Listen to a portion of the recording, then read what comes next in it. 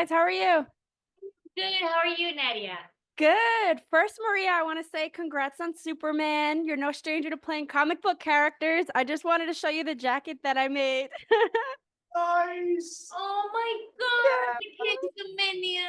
Oh, that's I don't have that. Freaking cool. That's amazing. Yeah, That was I my have show. like all around. I have so many things like Deadly Class Aw, related everywhere. That's amazing. yeah, thank So in this film, it's a comedy drama, and you both play really super eccentric characters, Nothing that you have. Aphrodite and Joey.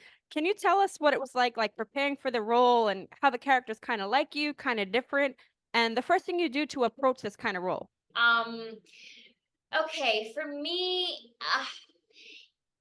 I am very square when it comes to prepping for a role. Like I need to find my objectives, the steps she takes to achieve those objectives, and then on set things happen, and each character has its own way of coming out.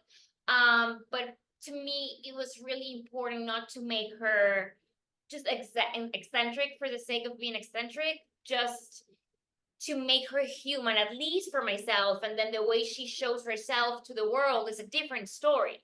But I wanted her to have this deep need for love and attention, and she's so lonely and she's so isolated and she has everything in the world, but she doesn't really have any meaning. She doesn't have a purpose. She has none of that.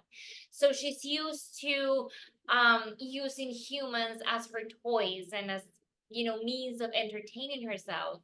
And so I tapped into that, my own need for love and attention and being cared for. And then I just played. And then I just,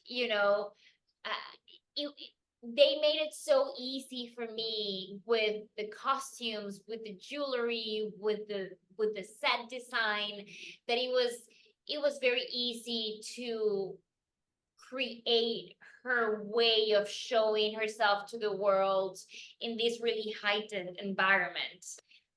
So for me, that was one of the ways in which I tapped into the character. And what was the other question? I think that's it. How she's kind of like you, kind of different. Oh, well, in that we all have this need for love and attention, and I used a lot of my own experiences, but I wish I had a little bit of her boldness and her confidence and her knowledge. Like, she's really knowledgeable. I think she has a lot of time in her hands, so she kind of studies, not because she's interested per se. I think it's just so she can impress her guests. So I wish I had a bit more of that. I don't. What do you think we're alike? How do you think we? You are equally beautiful and sexy. Oh, thank you. Thank you. Yeah, I love that you guys are married. That's so cute. What about And me? for you, Christian, as Joey, because he kind of played like two parts in a sense without giving anything away. I guess how was it playing this crazy eccentric character? Yeah, Nadia, I think all of us have like a little craziness inside of ourselves. And good thing to be an actor is that you can actually explore, play, and drain all that craziness through your art, through your characters, right? As you can see, I'm very much calmer than Joey. Thank God. Thank God. But it's super cool to actually play the opposite in terms of, like, in this case, energy. I mean, the guy's just like in a different world. And I really liked to, like, basically the challenge of being there for so many hours a day while you're shooting. Like, you have to keep up with the energy. Yeah. I mean, it doesn't matter if it's 8 a.m. or 10 p.m. You have to, to deliver the same sort of energy so it matches. And yeah, that sort of, not necessarily twist, but how he behaves, it's actually pretty cool in terms of like the balance between these four guys who are just seeking for something, and suddenly this crazy guy out of nowhere is basically like the hook in order for them just to achieve Yeah. what they want, right? And then you can see the switch or whatever, but it's a matter for him of survival. I always like thought about it, like I need really to make this happen in order for my boss to be happy with me. But yeah, it's so cool to happen to have the opportunity to set a different tone than the one that we've been seeing throughout the first 20-25 Yeah. first minutes of the movie. But I don't think I have necessarily anything in common with Joey, like whatsoever, really. And in support of the release for Memorial Day, you guys went to Indiana for the Indiana 500 parade. That looks so fun. So this was a car and racing helmets that were themed to the film. Can you kind of talk about how this tied into the movie? Well, because we filmed it in Indiana, and they were so welcoming, and we could have not shot this movie without their full support. They have been champions for this movie. Yeah. And they continue to be champions for the movie by inviting us to Indiana, to the Indy 500, to promote the movie. They're just so happy that we did there. And the production company is continuing like that tradition of filming in Indiana. So it's it happens out of gratitude. And it's such an American film as well. Like for us, there's a lot of Americanism that happens that's very foreign to us, and in the Indy 500 is very American. So we were like, okay, Also, we made it. Yeah, also it's one of the biggest sport events in the States, like Oh, in wow. the United States, like the amount of people that goes there and all of that. So I think it was just such a cool experience to happen to have like the first sort of announcement, because we just went there to announce that this movie was happening.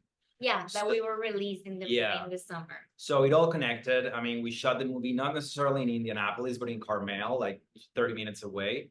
But yeah, it's a Indiana film.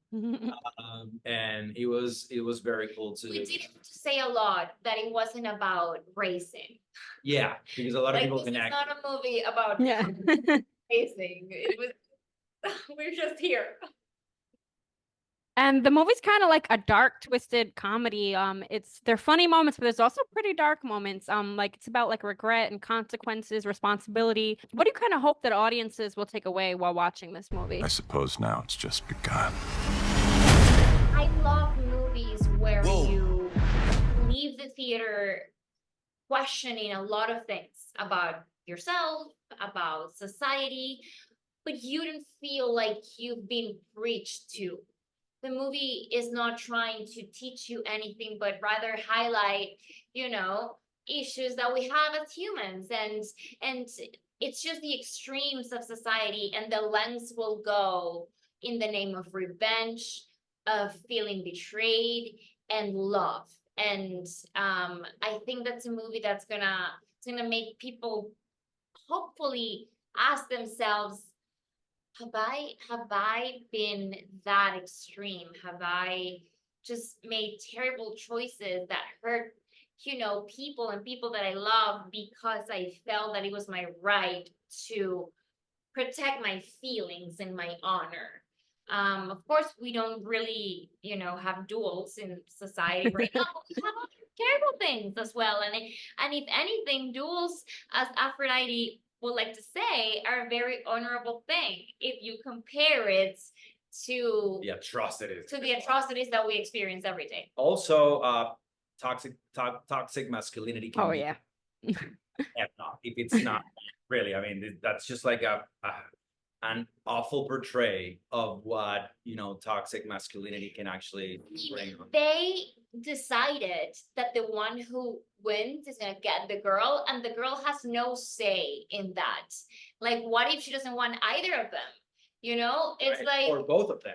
yeah. I mean, what's the freaking problem? So it's pretty cool to see them playing this, at the end of the day, stupid game of who's better than the other based on how much they hurt. But it doesn't matter. At the end of the day, they're not being rational, they're not being practical. Communication skills, apparently they don't have any of it. So that the movie portrays that in a funny way, I think it's actually super witty too.